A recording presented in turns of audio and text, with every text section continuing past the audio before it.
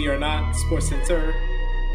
Ladies and gentlemen, welcome back to Debate Amongst Friends. I am the Professor John Gotti. My co-host over here is Doc Leesner, the podcasting beast, and we're ready to provide you with another fun edition of sports news, analysis, and the reads. Prof, I have to come on here and apologize. Obviously, 2 weeks ago, I made some comments that had me paying a fine here on the show. If you recall, I was dropping pennies and nickels down, and clearly I took it too far. And Helen suspended me for a week, and I had just found out right before the show that I was not going to be on due to detrimental behavior to the show. So I have to come on here and apologize for those comments and my coin dropping. Wow, so that's what happened then. Obviously, they didn't mention anything to me until after the show, honestly, but I'm happy to see you back. Obviously, mind what you say. This is not the Pat McAfee show. By the way, shout outs to him for the brand. And I mean, this is the Professor John Gotti, and Doc, the God, has returned and graced us with his presence as we bask in his glory. I am back, despite the antics of the politics trying to hold me down. I am back, and I'm so ready to talk football because we had some great news, some great games, some fantasy football blunders. Yeah, that I must admit that I made some terrible choices, and I hated it, actually. I mean, let's talk about that real quickly. I mean, let's talk about Doc's fantasy because we started at the beginning of the season. We kind of got away from it. We did, and you know, I don't blame us for getting away from it because, you know, as the EFL, I feel like in fantasy, I'm just kind of skating by, even though I'm 5-2 right now, and I'm doing okay. That's respectable. This past week was really, really hard on me. And honestly, one of the games that we're going to talk about, we might as well jump right into it. You know, Seattle versus Arizona, the Monday night game, is really the game. Sunday night game. Oh, Sunday night. What was the Monday night game? I don't even remember. Bears and Rams. No one remembers it because it was a complete defensive juggernaut of a outing. And the Seahawks and Cardinals were so good that it would have been hard to follow up with that. I'm kind of glad they moved the Bucs game up for this game because this game turned out to be really, really good. Well, and this, and we keep talking about this time and time again, every single season, divisional games, if it's a good division, tends to be really, really good, must-see TV. And the NFC West has a great history of having some very compelling divisional games. Without question. So I start with that game because I'm down probably 150, 160 points. You know, I got Kyler Murray, I got Budda Baker, and I've made some terrible decisions. I decided to start A.J. Dillon because, Aaron Jones got hurt on the Packers game. He did absolutely nothing because Aaron Rodgers decided to torch the Texans, which I should have freaking kept DJ Moore in because he torched the Saints. I would have won this game had I started anybody else but the people that I started. But anyway, Kyler Murray by himself brought me back into this game by himself. Now, the greatest play of the year obviously is going to go to DK Metcalf. Of course. Greatest play of the year, the greatest hustle of the year. I guess the hustle moment of the year. That hustle cost me the game.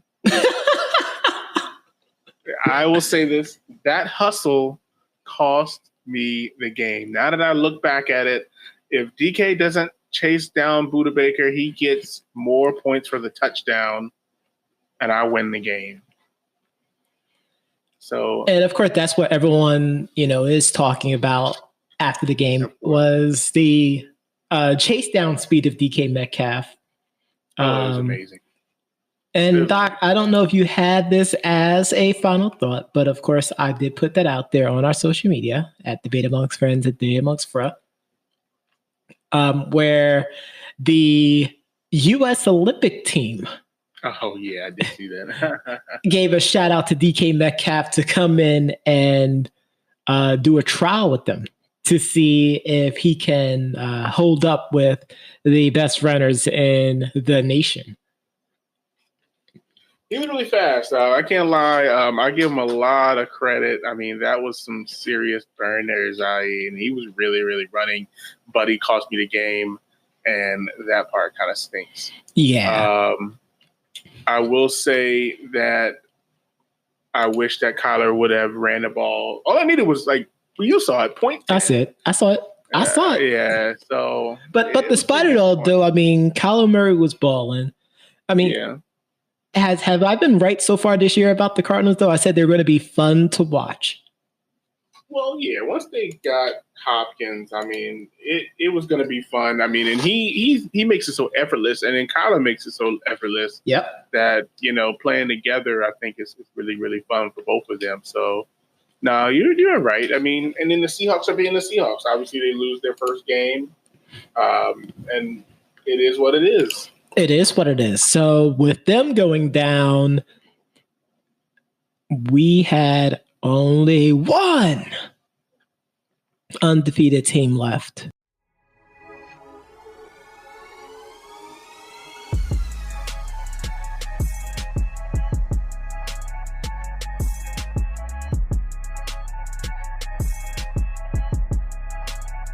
And let's talk about that game. Yeah, let's do that. The Pittsburgh Steelers. The real Americans team versus the Titans. Oh, wow. Are you going there? Can you I'm saying that. I'm putting it out there. Wow. I'm putting it out there. I didn't think you could do such a thing. I'm putting it out there. God. Doc said that I wasn't controversial enough 2 weeks ago. Wow. How you like that? No, that's pretty good.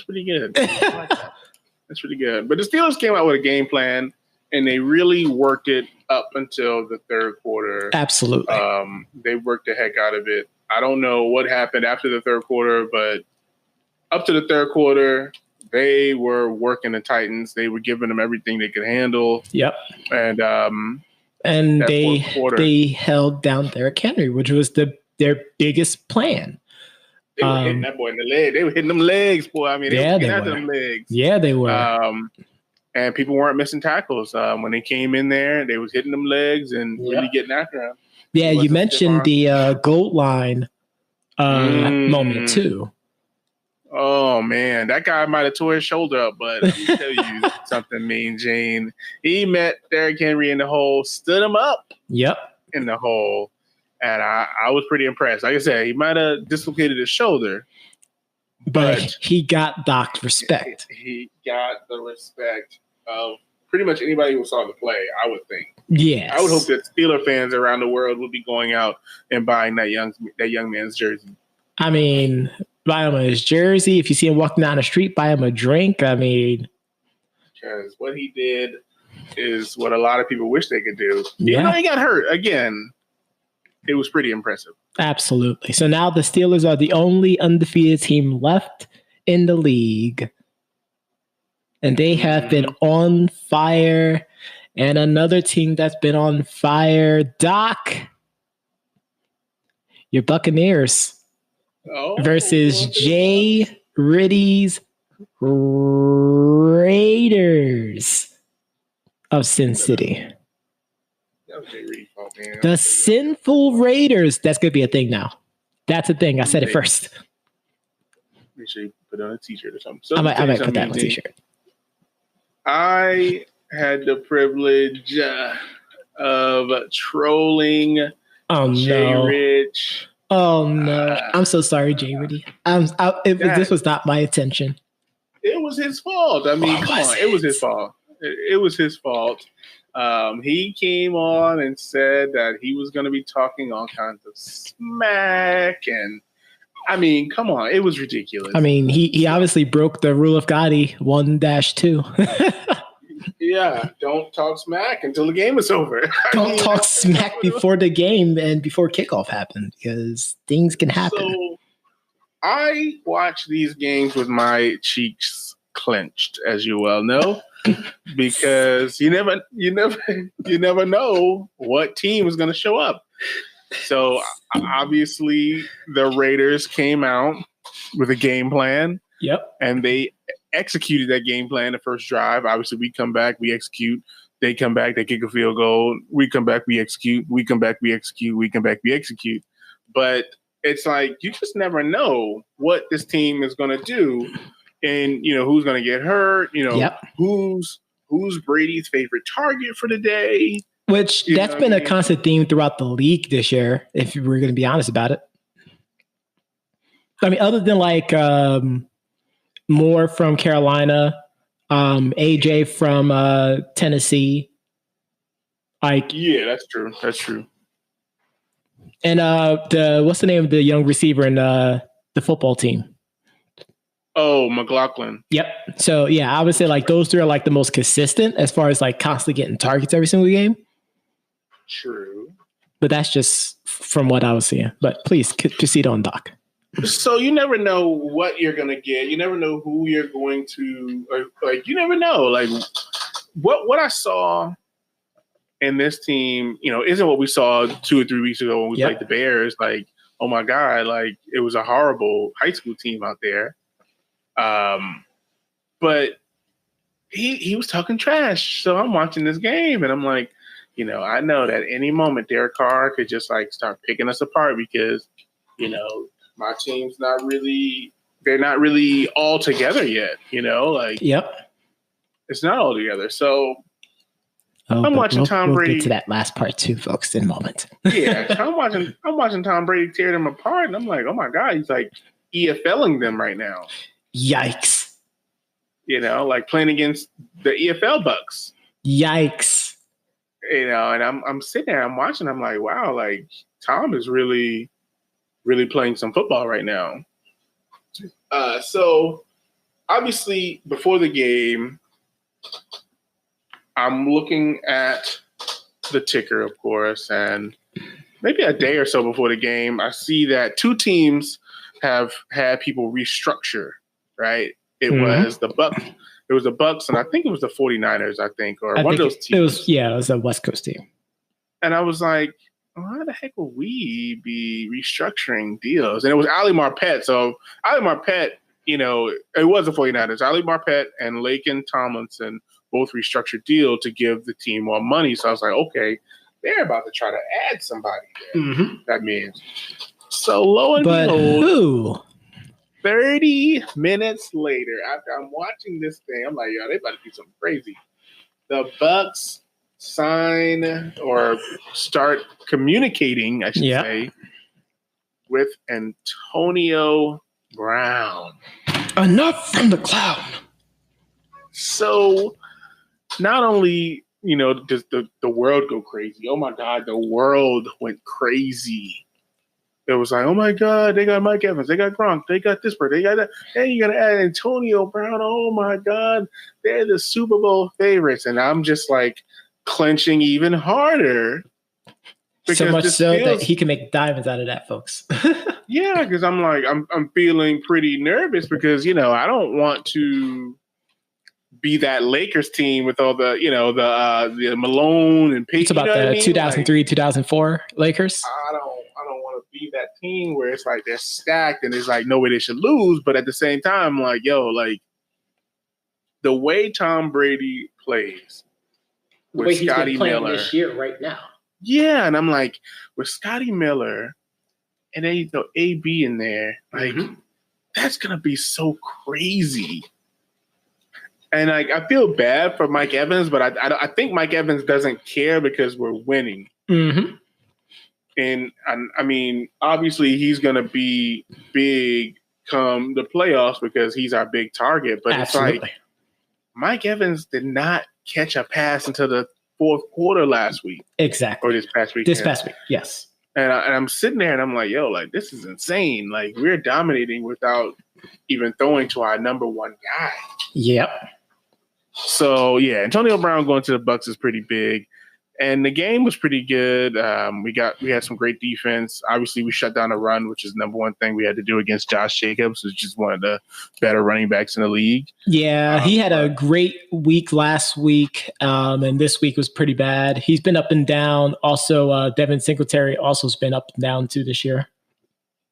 Well, they had, like I said, the Bills. He's on the Bills, right? Yeah. They've been struggling, though, the last couple of weeks. And shout out to the Jets for making things competitive. We're not going to talk about them, but shout out to the Jets for making things competitive this week, at least for the first half. Okay. I was about to say, I'm like, what? Yeah. I mean, if you looked at they were winning 10-0, so they were making it competitive. Yeah, it was 10-0. And then the Bills managed to get a 2 field goals in prior to the half. And yeah. So they were making it pretty compelling.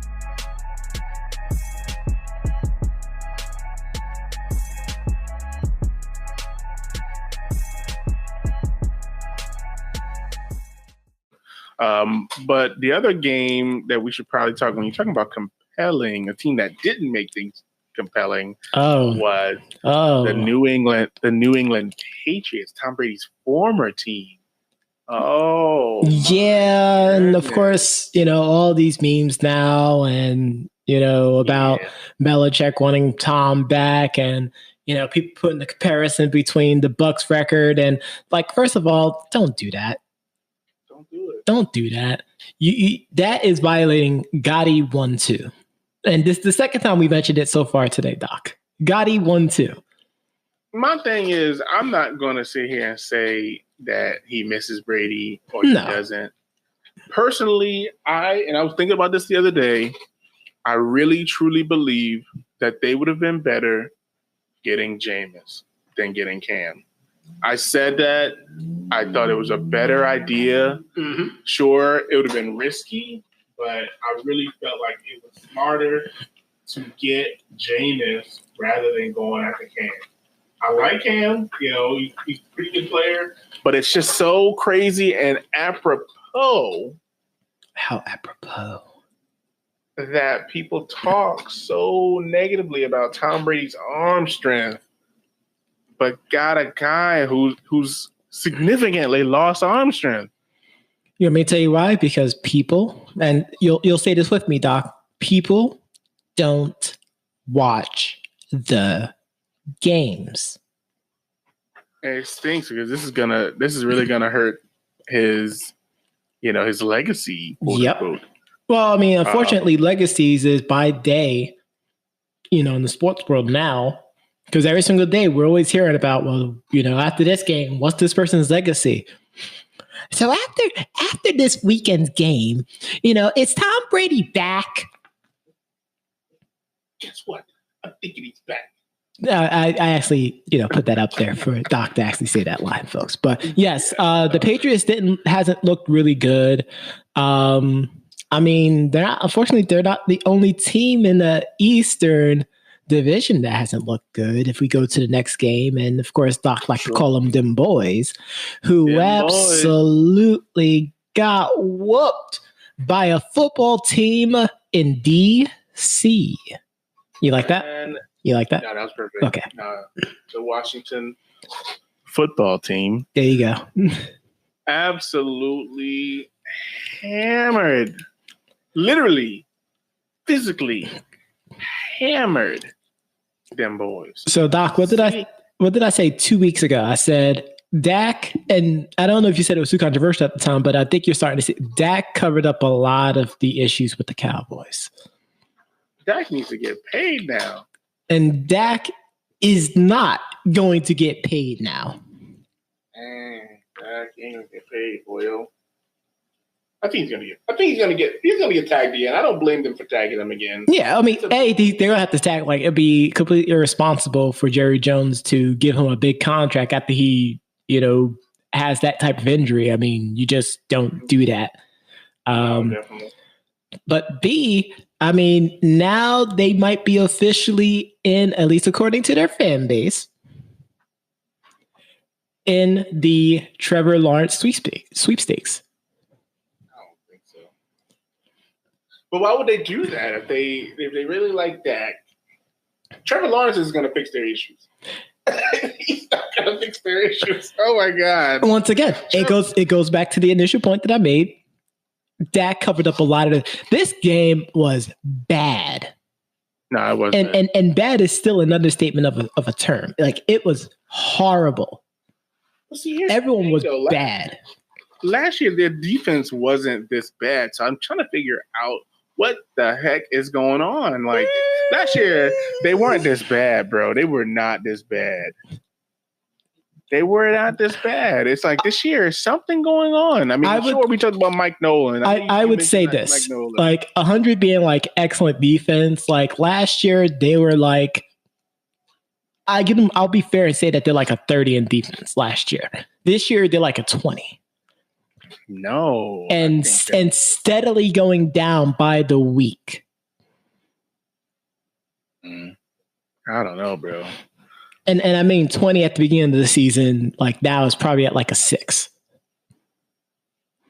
Bro, they like it's so much so that NFL posted an article that pretty much said for fantasy, if you're going up against the Cowboys, make sure you have an offensive player against the Cowboys because they're just going to get points. I don't know, man. Last year, I got to see what their ranking was because I don't. Defensive ranking, it was pretty bad. It was pretty bad. I can't. It can't be as bad as it is right now. I'm just not buying it. Yeah, I think it actually is pretty bad. Actually, I think it might. Yeah, it is. It actually is pretty bad. Well, this year, right now, they're at 27. Which, yeah, that makes sense because there are a few teams that are pretty bad, but yeah, last year they were 9. They didn't play like a 9 though. Yeah, last year it was 9. This is based on yards, total yards per game. Obviously, not rushing or anything like that. We can't use yards. That. Come on. What are you looking for? Are you looking for points? I mean, we're looking at points. We're looking at total yards, gave up. This is total yard. This is the total yard. This is yards. Okay. Well, it's a culmination of everything. I mean. Like, it's supposed to be like a culmination. This is what they go by. I mean, what's the source? I'm just looking. We'll come back to that, folks. I didn't think they were that bad. They were actually pretty bad. Or I can go to a credible source, but I mean, last year it didn't seem like they were this bad. I really don't think it was. Even ESPN, they have them at 11th. It's the same spot, 320. They all go by yards per game. I guess, but if we're talking about total yards, I can switch it. They're about the same. I didn't think they were that bad last year. Something going on. It could be Mike Nolan, as you said. Yeah, I did say that. It just could not be working because I don't think they lost anybody, huge. I think it's just come down to discipline, honestly. They're really bad, but I know we still got one more game, and this game, speaking of Trevor Lawrence, it's like when you draft a quarterback that just can't save the entire franchise. I mean, Joe Burrow and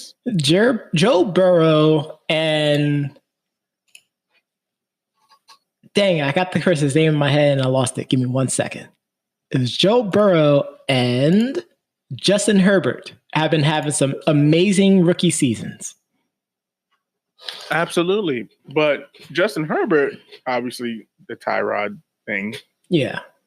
He has the luck of Tyrod on his side. The luck of the Tyrod. Where, Joe Burrow's, he's literally putting this team on his back. He actually could have won me the game also if I chose to start him. If I chose to start him, it would have been just as good. Yep. But, I mean, Baker Mayfield just didn't play well in the beginning. No. And they lost OBJ. For the year. Right. And I said it. I said it's crazy because he plays better sometimes without OBJ. It's really sad, but he plays so much better sometimes without OBJ. I mean, sometimes it's just a matter of just chemistry. I mean, maybe they don't have as good of a chemistry as they believe. I don't know. I haven't had a chance to really watch this game. Of course, I did catch the highlights, and of course, they had to highlight the injury for OBJ as well, which is kind of buns that they enjoy showing injury spots multiple times. We had plenty of injuries this week by itself too. I actually can't wait for the urinating tree recap video, which will probably come out either later on today or if not tomorrow. And make sure you catch that on our Facebook page. I'm always posting those. But I just don't like that. But Baker Mayfield, like after the injury and after the interception that he threw, like he was absolutely lights out. Yeah, I think he was like 22 or 23. He was 22 he or was 23. Perfect for a while. But I mean, you can't expect these rookie quarterbacks to come in and do it all. I mean, luckily, Joe Burrows is really, really good, and he's really, really taking command of the offense, and he's a gamer. But it's really crazy. I agree. Really I mean, now all they need to do is just surrounding him with some great pieces. And I don't mean just on the offensive side. I definitely believe on that defensive side. Because they obviously have huge gaps in there that they need to recover. I still think they should probably look to getting another running back soon.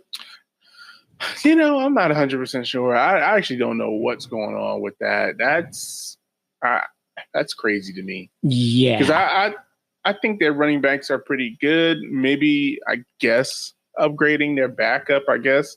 But again, just like we had this long text messaging stream about the Giants, shout out to Daniel Jones for another exciting play. I think everybody had an opportunity to bring in Leonard Fournette. They had a chance to bring in the running back that used to play for the Falcons that's on the Giants now. Obviously, the Giants brought him in. I mean, people had these guys to bring. Yeah, Freeman. People had these guys to bring in. They didn't. So they have who they have, you know? They have who they have. But I mean, shout out to this week of football. You know, shout out to the Bucks. You know, I mean, holding it down for your boy. Oh yeah, shout out to the Falcons too for being the Falcons again. I just want to put that out there real quick because that has essentially been 2020 in a nutshell for them. Like their season has been 2020. Hey, score! Oh no, don't score! Don't score! Oh my God, he scored! Now our defense is gonna give up the game. Basically. But it was a fun week. I can't wait for next week. I can't wait to cover some more football with Doc the God. But we'll be right back with some more debate amongst friends right after this.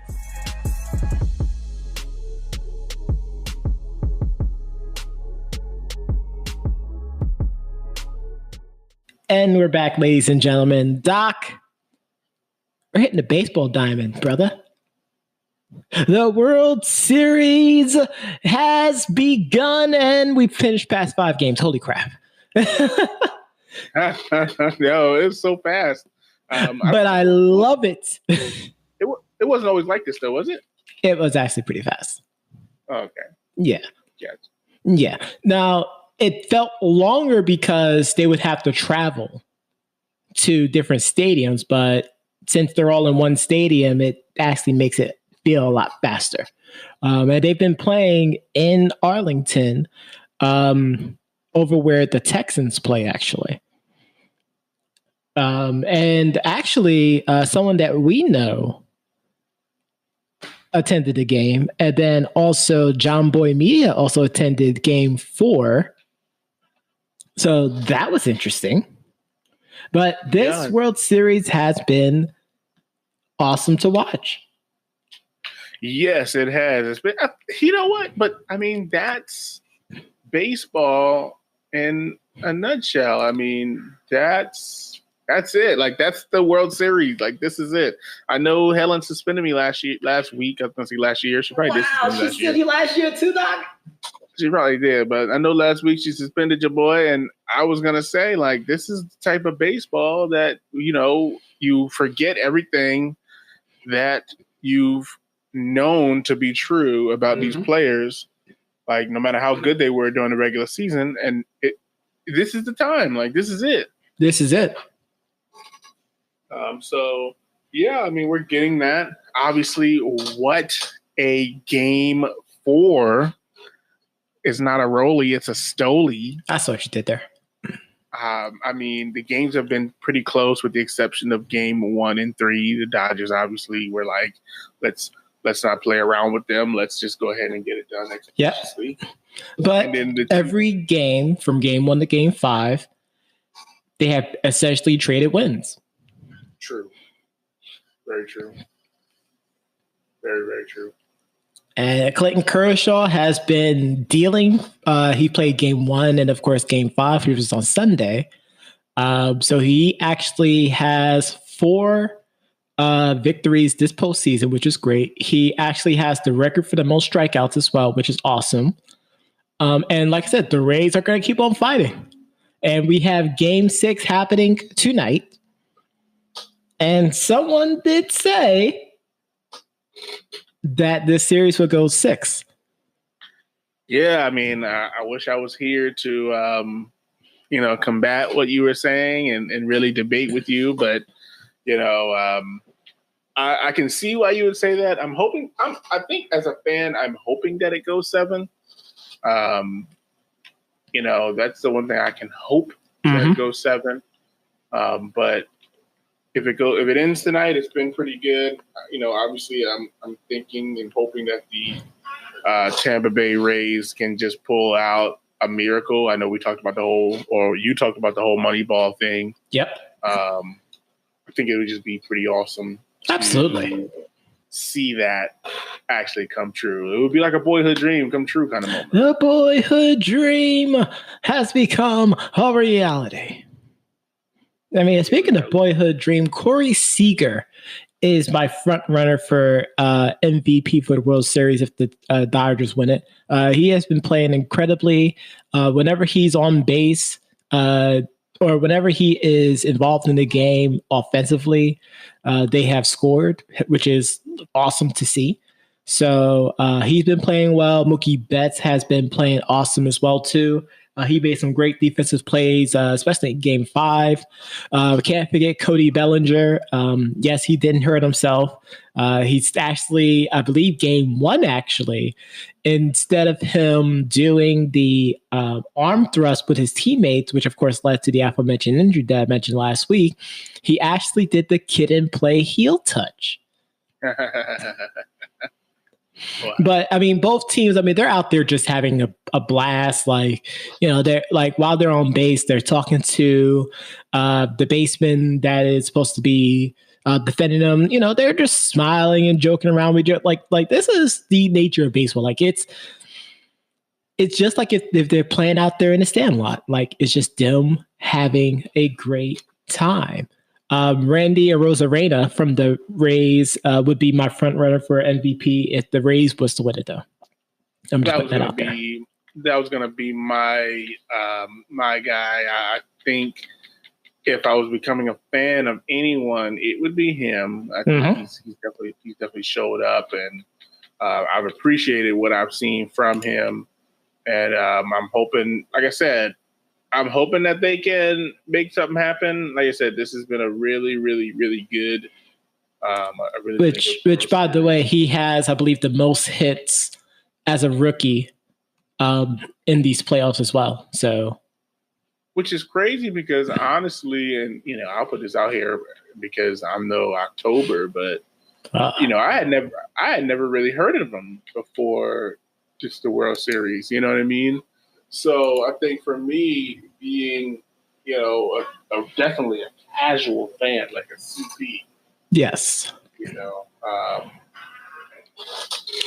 I think I like what I see. Absolutely. Well, Doc, you already said that you want this game to go 7. Is that your pick for tonight? You got the Rays winning this one?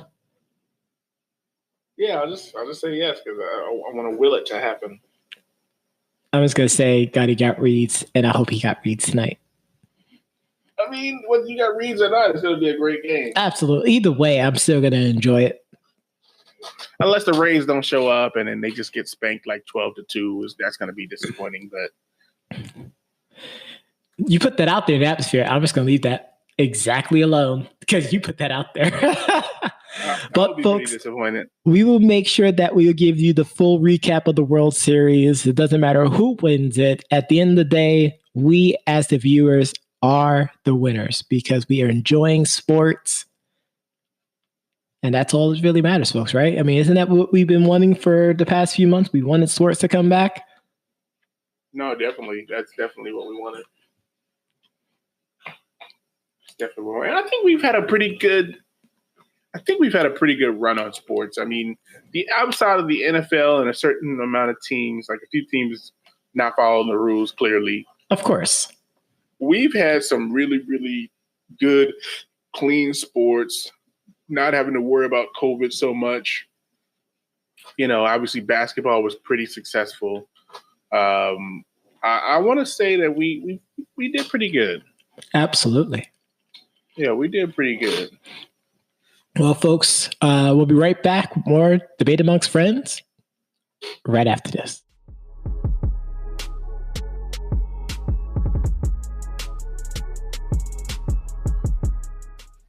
At the end of the show, we like to do something called the 2-minute drill, where we go over the stories and headlines that we didn't get a chance to cover during the show. This past weekend, we had Khabib Nurmagomedov going 29-0 and leaving his gloves in the ring for retirement. That's how you ride off into the sunset. Johnny? Well, speaking about riding off sunsets, Larry Fitzgerald of the Arizona Cardinals joined an elite company with Jerry Rice as the only players in NFL history with over 1,400 career receptions. Back to you, Doc. Fun one here as former Knicks and Phoenix Suns power forward Amari Stoudemire set to reunite with Steve Nash on the Brooklyn Nets coaching staff. Prof? Stat! And the last one for me, Riverboat Ron Rivera, finished his final session of therapy. And we're happy for it. Get well soon, Ron. So happy, Ron. And lastly, for me here, Minnesota Vikings defensive end Daniel Hunter to have season-ending neck surgery. And we definitely wish him a speedy recovery as well. So that's going to be it for our show. Be sure to tune in on your favorite podcast platforms, including the newly signed Amazon Music. That's right. Debate Amongst Friends is on Amazon Music for you, the listener, right now. Thank you for listening to Debate Amongst Friends. Give us a follow on our social media on Facebook, Twitter, and Instagram. You can also listen to all of our Debate Amongst Friends podcasts here on Anchor, as well as Spotify, Stitcher, Google Podcasts, and iTunes. And like we always say, goodbye, mwah, and to all, a good night. LASG. Peace,